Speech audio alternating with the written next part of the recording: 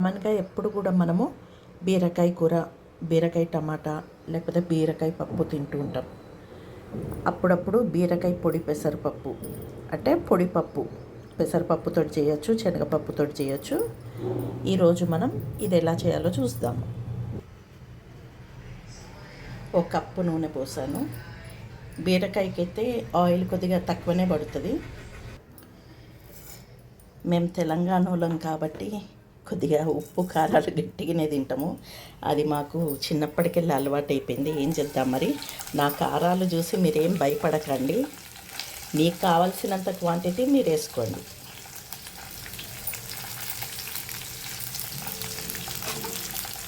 కానీ ఒకసారి ఈ పెసరపప్పు పొడి పెసరపప్పు బీరకాయ కూర అయితే ట్రై చేయండి, చాలా టేస్టీగా ఉంటుంది.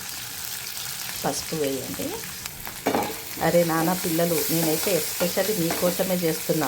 అవుట్ ఆఫ్లో ఉండే పిల్లలకి, మళ్ళీ జాబ్స్ వచ్చి బయట ఊర్లలో ఉండే పిల్లలకి, పీజీస్లలో కానీ రూమ్స్లలో కానీ ఉండే పిల్లలకి బయట ఫుడ్ మీరు అసలుకే కొనుక్కొని తినకూడదు.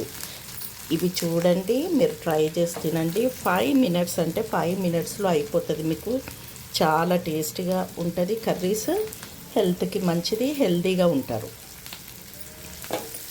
బీరకాయ వేసేసుకొని మంచి కలిపి మూత పెట్టేసుకోవాలా. సిమ్లో పెట్టేసి ఒక 3-4 మినిట్స్ ఉడికించుకోవాలా. 50% బీరకాయ ఉడికాక మనం పెసరపప్పు యాడ్ చేద్దాం. ఇలా మూత పెట్టేసి సిమ్లో పెట్టేసి 3-4 మినిట్స్ ఉడికించండి.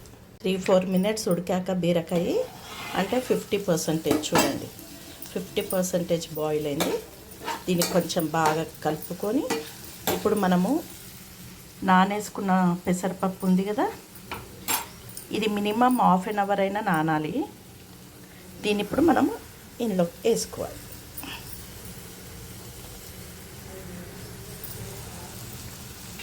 చేసుకుంటా నేను పట్టా, లవంగం, ఇలాచి, ధనియాలు వేసేసి గరం మసాలా పౌడరు ఇంట్లో చేసింది, ఘాటు బాగుంటుంది. గరం మసాలా వేయాలా. మీకు కావాల్సినంత కారం వేసుకొని సాల్ట్ వేసేసి ఇంకా దీన్ని మంచిగా కలిపి మూత ముయ్యకూడదు. మూత ముయ్యకుండా ఇంకా దాన్ని దగ్గర కానివ్వాలి కర్రీని.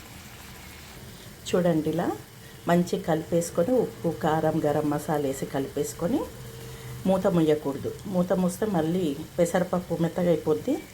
సో మంచి కరకరలాడాలంటే పెసరపప్పు మనము మూత తీసేసి సిమ్లో పెట్టుకొని ఇలా ఉడకనించాలా.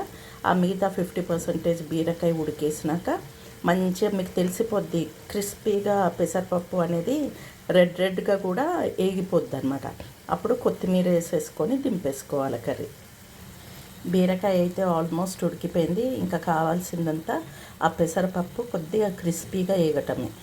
ఇంకో 2-3 మినిట్స్ అయితే అయిపోతుంది కర్రీ. కూర దింపే ముందు తరుక్కున్న కొత్తిమీర వేసేసుకొని మంచిగా కలిపేసుకొని ఒక 2 నిమిషాలు వేగాక గ్యాస్ ఆఫ్ చేస్తాం. చూసిందా, బీరకాయ పొడి పెసరపప్పు రెడీ.